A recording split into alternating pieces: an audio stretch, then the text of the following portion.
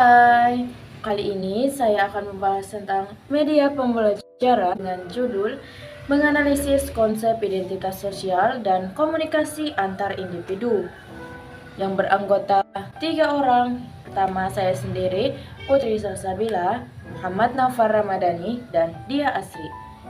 Jadi, definisi identitas sosial, konsep dalam psikologi yang merujuk pada aspek identitas seseorang dari anggota mereka dalam kelompok sosial tertentu, misalnya agama, suku, budaya, dan profesi. Konsep identitas sosial dibagi menjadi 3 bagian. Yang pertama, kategorisasi sosial. Yang kedua, perbandingan sosial. Yang ketiga, keanggotaan sosial. Teori identitas sosial. Teori identitas sosial adalah konsep dalam psikologi sosial yang menjelaskan bagaimana individu mengidentifikasi diri mereka berdasarkan keanggotaan dalam kelompok sosial. Teori ini pertama kali dirumuskan oleh Henry Chappell dan John Turner pada tahun 1970-an dan 1980-an. Menurut teori ini, identitas sosial merupakan bagian dari konsep diri individu yang terbentuk melalui persepsi terhadap kelompok yang mereka ikuti. Nah, selanjutnya ada komunikasi antar individu. Jadi, komunikasi antar individu ini adalah proses pertukaran informasi, ide, emosi, atau pesan antara 2 atau lebih orang secara langsung. Jadi, komunikasi ini penting untuk membangun hubungan, menyelesaikan masalah, dan mencapai pemahaman bersama. Jadi komunikasi antar individu ini dibagi menjadi 2, ada yang verbal atau menggunakan kata-kata, dan juga yang kedua ada komunikasi yang nonverbal atau melalui gerakan tubuh, ekspresi wajah, dan nada atau suara. Kemudian apa sih tujuan dari komunikasi antar individu ini? Jadi tujuan daripada komunikasi antar individu ini adalah untuk satu, memberikan atau menerima pesan yang relevan. Nah, yang kedua ada menciptakan hubungan sosial yang lebih dekat dan harmoni. Lalu ketiga ada menyelesaikan konflik, dan keempat ada meningkatkan kerjasama. Jadi komponen dari komunikasi antar individu ini ada, yang pertama ada komunikator atau pengirim pesan, kemudian yang kedua ada pesan, yang ketiga ada saluran atau media, yang keempat penerima atau komunikan, yang kelima feedback atau umpan balik. Nah, jadi prinsip dari komunikasi antar individu ini, yang pertama itu ada kejelasan atau pesan harus jelas dan mudah dipahami oleh audiens atau lawan bicara kita. Kemudian ada konsistensi, yaitu pesan verbal maupun nonverbal itu harus selaras, harus konsisten.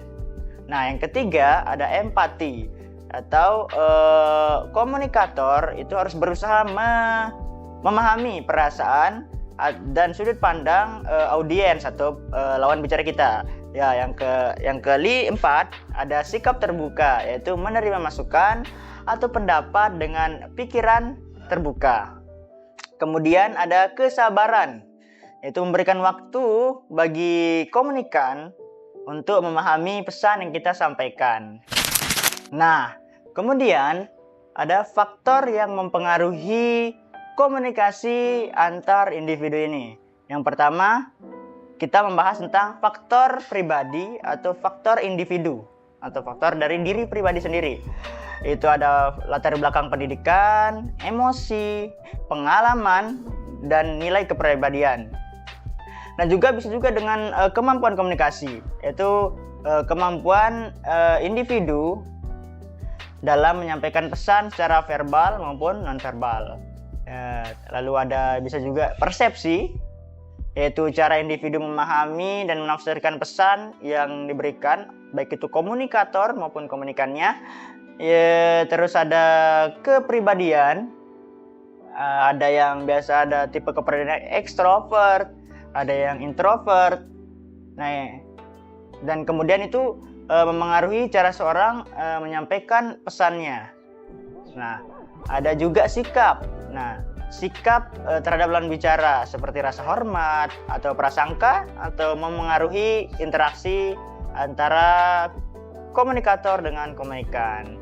Nah, yang kedua ada faktor lingkungan. Nah, di sini ada faktor lingkungan, ada kondisi fisik atau situasi fisik seperti lokasi, jarak, dan suasana lingkungan, seperti tempat yang bising atau penuh dengan gangguan. Nah, kemudian ada budaya dan norma sosial. Bisa juga dalam perbedaan budaya dapat memengaruhi cara orang berkomunikasi, seperti norma beda, nilai, atau tradisi dari komunikasi itu sendiri.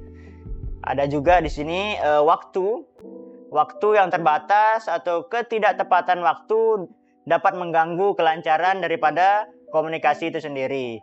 Nah, ada juga teknologi, penggunaan media atau alat komunikasi seperti telepon, video call, atau pesan teks itu dapat mempengaruhi efektivitas daripada komunikasi antar individu itu sendiri.